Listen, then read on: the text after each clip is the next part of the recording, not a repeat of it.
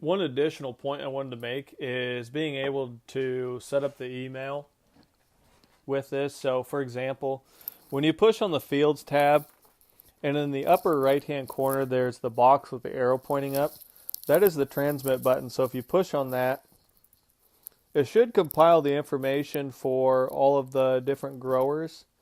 And then also in the transaction details, you'd open that up in Microsoft Excel, Google Sheets, or whatever you use, numbers for Apple users.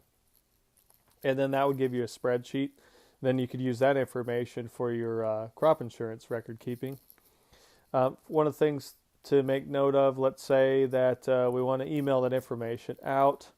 You can email that information out to yourself, so you can use the exact same email address when you push on the to and have the from, and that would work fine. If you have issues with the email or you haven't had that set up to get the information off, so what you would do is you'd push, let's go cancel here, and I'll delete the draft. And then I'll go into the main settings of the iPad, tap on the settings button. So I don't know if it showed that or not. Let me back out of this.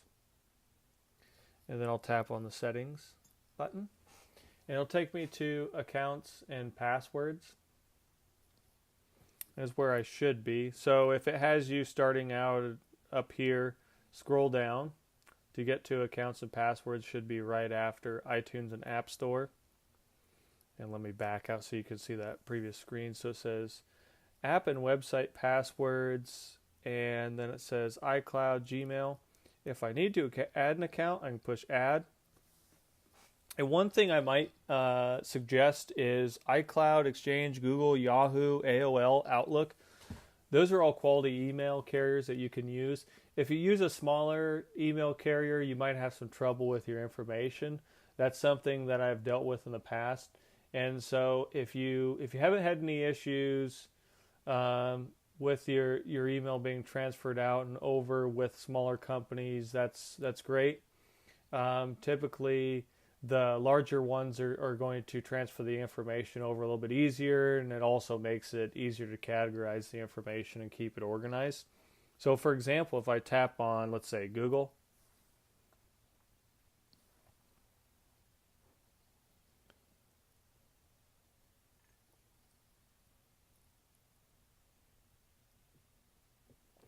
Google screen will come up with a sign in.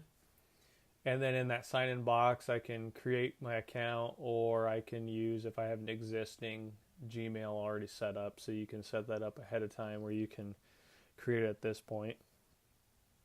If you ever have problems with your email, not emailing the records out, another thing that you can do is go to your accounts and passwords screen, and you can take and delete basically delete the account out if you want. And what that typically does is that would just refresh everything, and then you can add the email back in just like you did here.